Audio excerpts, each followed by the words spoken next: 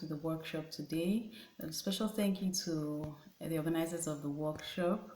So we're going to quickly talk about commercialization of agricultural products. I'll start with I do a lot of things right on V, but I'll talk about the agricultural part. I started with shea butter, and I get it from the farm. Yes, I get it from the farm. You say, is it agric? Yes, it is, because it's a seed. It's planted and it comes out as a tree. So I get it from the farm. So the challenges I face with it is that this Boko Haram, they disturb the guys that go in there to pick it. So what we do is we just get the guys that are skilled, and they go in there and they bring it out for us. Yeah. What other challenges I face concerning shea butter? Exporting it. Yes, the cost of exportation is so high. Yeah. So we're still looking into how to make it easier. I know I intend to join a group of shea butter producers, and then we'll start business together. Yeah, so that's for the shea butter. It comes this way, already processed. Yeah, that's the shea butter already processed.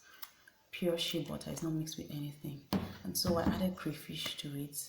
Yeah, crayfish from Oron. And then the actual farming. I started in June for the first time. I started in June for the first time, June 2022. I started in June 2022 for the first time. I planted corn, I planted sweet potatoes, and then I went to the farm to check after a while. I went to the farm and I didn't see anything. What happened? Cows ate them up. Those are challenges we face. Cows ate them up. But I wasn't discouraged. I wasn't wired to be discouraged. So I said, okay, so they've eaten it up, right? Because I don't have neighbors who are farming. Like, I don't have neighboring farmers. It was just my space there. So they could have access to it, and people are not there. Nobody would stop them. So they had access to it. So I said, what's the next thing we're planting? And they said, beans. I said, okay, that's fine. When is the time to plant beans? I said in August, September. So we waited. That's when the rains have stopped. So we waited till August, September, first week of September. We planted beans, and voila, I have my harvest. Yeah, I have my harvest. So I can smile because I was persistent. I wasn't discouraged. These are the challenges we face as farmers, right? So these beans, I don't plan to sell it this year, even though I've sold a little, but I intend to grow bigger next year, right? So next year, my goals are to have bigger lands, right? So that I have bigger harvest. Exactly, bigger lands, bigger harvest. And then I intend to also get a threshing machine that will help to process the beans faster. So, because if I'm going to have a bigger land, I definitely won't be doing everything myself. Yeah, and the way to make profit when you're farming is to do most things yourself. Because if you keep paying, as a beginner, like this one I just did, I didn't pay so much. I was involved.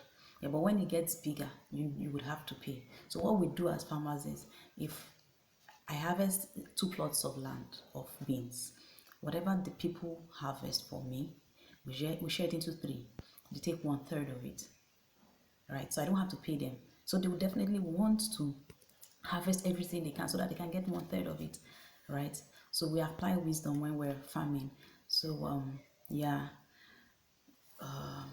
So just, I ask questions. I ask a lot of questions, and that's what has been pulling me through.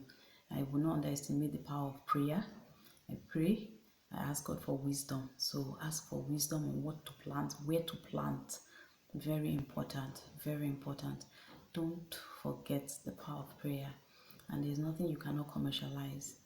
Yes, I also started fresh tomatoes too. I get fresh tomatoes from farmers, and they bring it, people buy and move. Thanks for your time. I hope you took something home from this little talk. Don't forget, Vera, Ville de V, Queen V. See you.